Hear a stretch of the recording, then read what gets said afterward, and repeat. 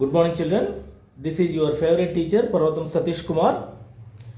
మీకు ఈరోజు నేను ఒక ఇంట్రెస్టింగ్ స్టోరీ చెప్పబోతున్నా. ఈ స్టోరీలో ఎటువంటి మోరల్స్ లేవు, మిమ్మల్ని ఏమి ఇబ్బంది పెట్టదలుచుకోలేదు. స్టోరీ చాలా ఇన్స్పిరేషన్గా అనిపించి స్టోరీ చాలా అందంగా అనిపించి మీతో షేర్ చేసుకోవాలనుకుంటున్నా. జాగ్రత్తగా వినండి. ఒక అందమైన దేశం, చాలా చిన్న దేశం, చుట్టూ మంచు కొండలు పర్వతాలు అన్నీ ఉన్నాయి. చాలా తక్కువ పాపులేషన్ ఉన్న కంట్రీ. ఒక ఎయిర్పోర్ట్లో, ఆ దేశంలో అందమైన ఎయిర్పోర్ట్, ఆ ఎయిర్పోర్ట్లో ఒక అందమైన అమ్మాయి వెయిట్ చేస్తుంది ఒక ఫ్లైట్ కోసం. చాలా టెన్షన్ పడుతుంది. ఇంతలోకి ఒక అనౌన్స్మెంట్ వచ్చింది. Due to unpredictable weather all flights are cancelled అని ఒక అనౌన్స్మెంట్ వచ్చింది. వాతావరణం సరిగా లేనందువల్ల ఈరోజు వెళ్ళవలసిన అన్ని విమానాలు రద్దు చేయడం అనేది అని ఒక అనౌన్స్మెంట్ వచ్చింది. ఈ అనౌన్స్మెంట్ రాగానే ఆ అమ్మాయి, అంత చలిలో కూడా ఆ అమ్మాయి నుదుటి నుంచి చెమట కారుతుంది. ఇంతలోకి ఒక ఫ్లైట్ ల్యాండ్ అయింది. అందులోంచి ఒక పైలట్, అందమైన పైలట్, 6'2" హైట్, మంచి personality, white colour white pant, white shirt తోటి మంచి పైలట్ కిందికి దిగాడు. లోపలికి ఎంటర్ అవుతున్నాడు. ఎంటర్ అవుతూనే ఈ అమ్మాయి చాలా అట్రాక్టివ్గా ఉంది కదా. చూడగానే ఆ అమ్మాయి వైపు ఒక దృష్టి ఇట్లా మళ్ళింది. ఆ అమ్మాయి దగ్గరికి వెళ్తాడు. వాట్ హ్యాపెండ్ మిస్, ఏం జరిగింది, ఎందుకు అంత టెన్షన్ పడుతున్నారో అని అడుగుతాడు. అడిగితే ఈ అమ్మాయి చెప్తుంది, సార్ ఏం లేదు, నేను ఇక్కడే ఒక కంపెనీలో వర్క్ చేస్తాం. నాకు 2 రోజుల్లో పెళ్ళి ఉంది. పెళ్ళికి వెళ్ళాలంటే ఇక్కడ చాలా అర్జెంట్ వర్క్ ఉండి నాకు లీవ్ దొరకలేదు. కాబట్టి నేను ఈరోజు వెళ్దామనుకుంటే అనుకోకుండా వాతావరణం బాగాలేనందువల్ల అన్ని ఫ్లైట్స్ క్యాన్సిల్ చేసామని ఇప్పుడే అనౌన్స్మెంట్ వచ్చింది అని చెప్తే, మరి ఎట్లా చేయాలి, నువ్వు అరౌండ్ 2000 మైల్స్ వెళ్ళాలి, ఎలా వెళ్ళాలి, వేరే ఆల్టర్నేటివ్ ఏం లేదు, చాలా దూరం వెళ్ళాలి. ఇది ఏం చేస్తారంటే, సరే ఒకసారి మా హయ్యర్ అఫీషియల్తో నేను మాట్లాడతా అని చెప్పి లోపలికి వెళ్ళి వాళ్ళ హయ్యర్ అఫీషియల్ తోటి ఆ అమ్మాయిని తీసుకెళ్ళి మాట్లాడుతూ, ఈ అమ్మాయి మ్యారేజ్ ఉందట సార్, ఇక్కడ ఒక పెద్ద కంపెనీలో చాలా పెద్ద జాబ్ చేస్తుంది, మీరు ఏమైనా ఆల్టర్నేట్ చేయదలుచుకుంటే నేను రిస్క్ తీసుకొని వెళ్తా, ఆ అమ్మాయిని డ్రాప్ చేసి వస్తాం అని చెప్తాడు. చెప్తే ఎంత చెప్పినా ఆయన కన్విన్స్ కాడు. వాతావరణం బాగాలేదు, ఏదైనా జరిగితే ఫ్లైట్ నష్టపోవడమే కాదు, మనం ప్రాణాలు కూడా పోతాయి, కాబట్టి ఇటువంటి రిస్క్ మనం చేయలేము అంటే, ఆ అమ్మాయి చాలా హయ్యర్ అఫీషియల్స్ తోటి ఇన్ఫ్లుయెన్స్ చేసి ఎలాగలో ఆయన హయ్యర్ అఫీషియల్ని ఆయన ఒప్పించి ఆ సింగిల్ ఇంజన్ ఫ్లైట్ తీసుకెళ్లేలాగా వాళ్ళని ఒప్పించి నియర్ బై ఎయిర్పోర్ట్లో డ్రాప్ చేయడానికి సరే ఇద్దరు బయలుదేరుతారు.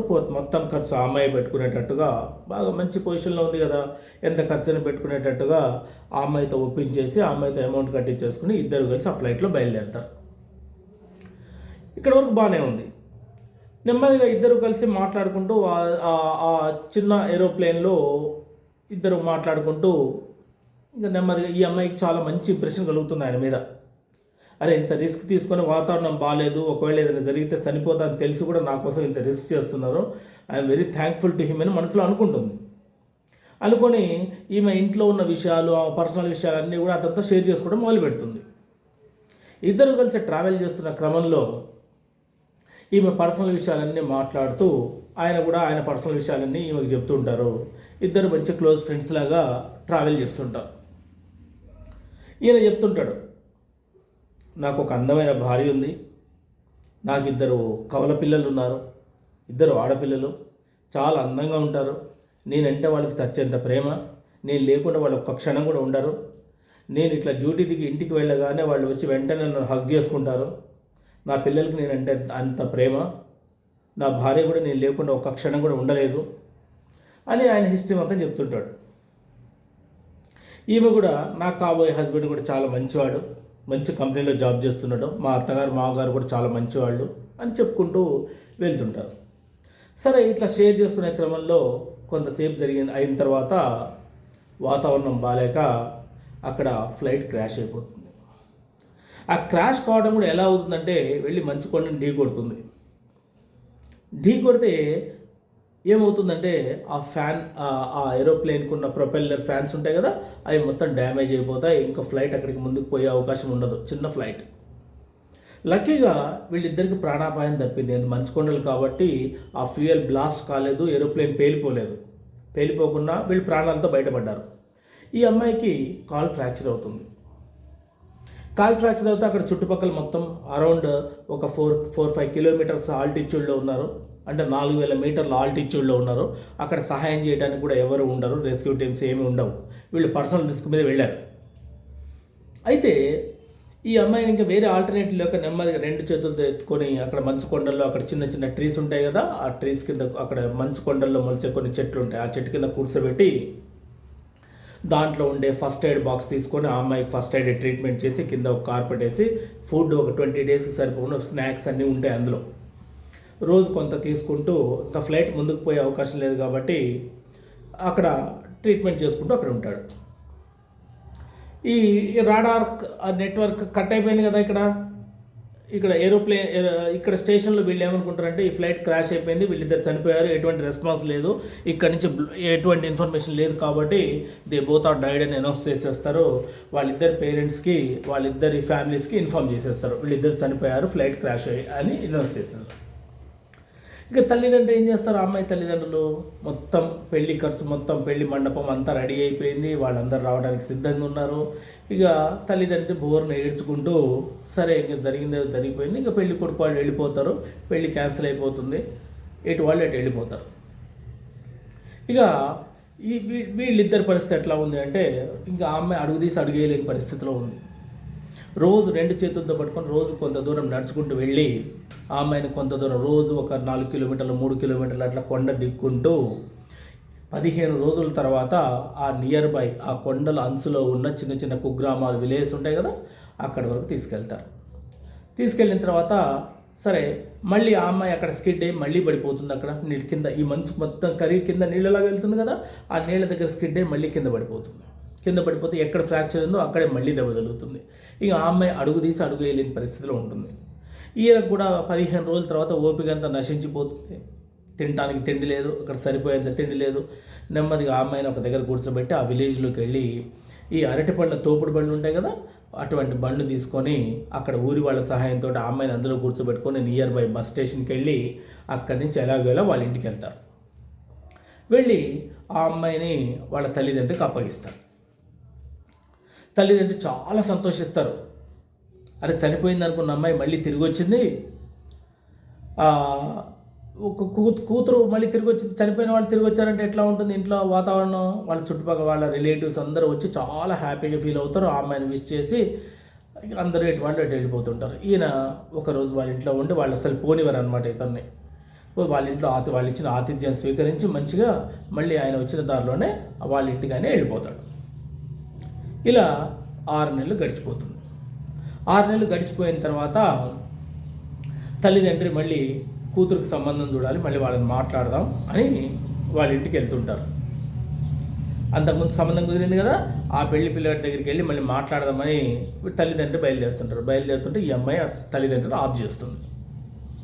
ఆఫ్ చేసి ఏం చెప్తుందంటే, నాన్న నేను ఇంకా అతన్ని చేసుకోను, ఎందుకంటే నాకు ఫ్లైట్లో అతను కలిసిన ఆ పైలట్ చాలా బాగా నచ్చాడు, ఆయన చాలా మంచి వ్యక్తిత్వం ఉన్న మనిషి, నా కోసం ప్రాణాలకు తెగించి నన్ను సహాయం చేయడానికి వచ్చాడు అని చెప్తుంది. చెప్తే తల్లిదండ్రులు ఆశ్చర్యపోతారు. నువ్వే చెప్తున్నావు కదమ్మా అతనికి పెళ్ళయింది, 2 కవల పిల్లలు ఉన్నారని చెప్తున్నావు, మళ్ళీ అతన్నే పెళ్లి చేసుకుంటా అంటున్నావు, ఆయన భార్య ఒప్పుకుంటుందా, అసలు ఆయన ఒప్పుకుంటాడా? ఇది ఎక్కడ లేని సిస్టమ్ కదా, ఒక భార్య ఉన్న తర్వాత ఇంకొకరు చేసుకోవడానికి మన సమాజం ఒప్పుకోదు, అట్లా చేసుకోవడానికి వీలు లేదు అని చెప్తాడు తండ్రి. తల్లిదండ్రులు కూర్చోబెట్టి ఎంత నచ్చ చెప్పినా కూడా వినదు ఆ అమ్మాయి. వినకుండా నేను ఆ అమ్మాయిని ఒప్పించుకుంటా, అతని భార్యని నేను ఒప్పించుకుంటా, ఆ పిల్లని నేను ఒప్పించుకుంటా, నేను అతని తప్ప ఇంకొకరిని పెళ్లి చేసుకోను అంటూ. అంటే ఇక తల్లిదండ్రులకి ఏం చేయడానికి ఒప్పుకోదు. పెద్ద చదువుకున్న అమ్మాయి, ఆలోచన లేనిది కాదు, బాగా ఆలోచన ఉన్న అమ్మాయి, ఎంత చెప్పినా వినదు. ఇంకేం చేయాలి, ఆ అమ్మాయిని వెంట పెట్టుకొని తల్లిదండ్రి వాళ్ళ ఊరు వెళ్తారు. వెళ్ళి ఆ ఎయిర్పోర్ట్లో అక్కడ ఆయన అడ్రస్ తీసుకుని వాళ్ళ ఊరు వెళ్తారు. ఊరు వెళ్తే ఆ ఊర్లో వాళ్ళ ఇంటి దగ్గర ఎవరు ఉండరు, చుట్టుపక్కల ఫారినర్స్ దూరం దూరం ఉంటాయి ఇళ్ళు. ఆ ఇంటి దగ్గర బయట అరుగు మీద కూర్చొని వెయిట్ చేస్తుంటారు అతని కోసం. సరే, ఎంతకి రారు. ఈ అమ్మాయి ఆలోచనలు 1,00,000 ఆలోచనలు. భార్య వస్తే ఆయన భార్య డ్యూటీ నుంచి రాగానే ఏం మాట్లాడాలి, పిల్లల్ని ఎలా ఒప్పించాలి, భార్యను ఎలా ఒప్పించాలి, ఆయన్ని ఎలా ఒప్పించాలి అనేది ఇవన్నీ ఆమె ఆలోచనలో తిరుగుతూ ఉంటాయి. ఇంతలోకి ఆయన డ్యూటీ ముగించుకొని మంచిగా వైట్ డ్రెస్లో హ్యాట్ గీట్ పెట్టుకొని మంచిగా అందంగా వస్తుంటాడు. వచ్చి వీళ్ళని చూసి ఆశ్చర్యపోతాడు. హౌ ఆర్ యూ అని వాళ్ళందరినీ మందులు ఇచ్చి, సరే ఎలా ఉన్నారు ఏంటి అని అడుగుతాడు. డోర్ ఓపెన్ చేస్తాడు. లోపలికి వెళ్ళిన తర్వాత వీళ్ళందరినీ కూర్చోమంటాడు. కూర్చోమని అందరికీ కాఫీ తీసుకొచ్చి ఇస్తాడు. మాట్లాడుతుంటారు, జనరల్ టాక్ మాట్లాడుతుంటారు, క్యాజువల్గా మాట్లాడుతుంటారు కదా. ఈ అమ్మాయికి ఏమో ఎంతకి ఈయన భార్య గురించి చెప్పడు, పిల్లల గురించి చెప్పడు, ఎటుపోయారు వీళ్ళంతా, ఏం చేస్తున్నారు, ఎప్పుడు వస్తారు, ఈమె అడుగుతుంటుంది. ఈమె అడిగినా కూడా టాపిక్ని డైవర్ట్ చేస్తుంటాడు. డైవర్ట్ చేసి ఈ అమ్మాయి టెన్షన్ తట్టుకోలేక వాళ్ళ ఇంటి చుట్టూ కలియ తిరుగుతూ వెనక ఉన్న డోర్ ఓపెన్ చేస్తుంది. ఇట్లా వెనక ఉన్న డోర్ ఓపెన్ చేసే వరకు వెనక 3 సమాధులు ఉంటాయి. పక్కనే 3 సమాధులు ఉంటాయి. ఒక దాని మీద ఆయన భార్య పేరు ఉంటుంది, మేరీ అని. Date of birth, date of death ఉంటుంది. అలాగే పక్కన 2 చిన్న సమాధులు ఉంటాయి, వాళ్ళిద్దరు కూతురు. దాని మీద కూడా date of birth, date of death ఉంటుంది. అవి ఒక్కసారి చూడగానే ఈమె కంగు తింటుంది. అది ఏం జరిగింది, ఎందుకు ఇట్లా, నేను ఊహించుకున్నదంతా రివర్స్ అయిపోయింది, ఎందుకు ఇలా జరిగింది, ఏమైంది అని అడుగుతాడు. అడగానే ఈయన భార్య పిల్లలు ఒక ఫ్లైట్ యాక్సిడెంట్లో చనిపోతారు, ఒక ఫ్లైట్ క్రాష్ అయి చనిపోతారు. ఈయనకు మాత్రం బ్రెయిన్లో ఇంకా భార్య పిల్లలు బతుకున్నట్టుగానే ఊహించుకుంటున్నాడు. ఈమె తట్టుకోలేక ఆ సమాధుల మీద పడి బోర్ని ఏడుస్తుంది. 1 గంట సేపు ఏడుస్తుంది. ఏడ్చిన తర్వాత తల్లిదండ్రి తీసుకొచ్చి నెమ్మదిగా ఓదారుస్తారు. ఓదార్చిన తర్వాత, ఇట్లా నా కూతురు మిమ్మల్ని ప్రేమించింది, పెళ్లి చేసుకుంటా అంటుంది, యాక్చువల్గా ఇలా జరిగిందని కూడా ఆమెకు తెలియదు, మాకు కూడా తెలియదు ఇప్పటివరకు, కానీ మిమ్మల్ని తప్ప ఇంకొకరిని చేసుకొని అంటుంది అంట.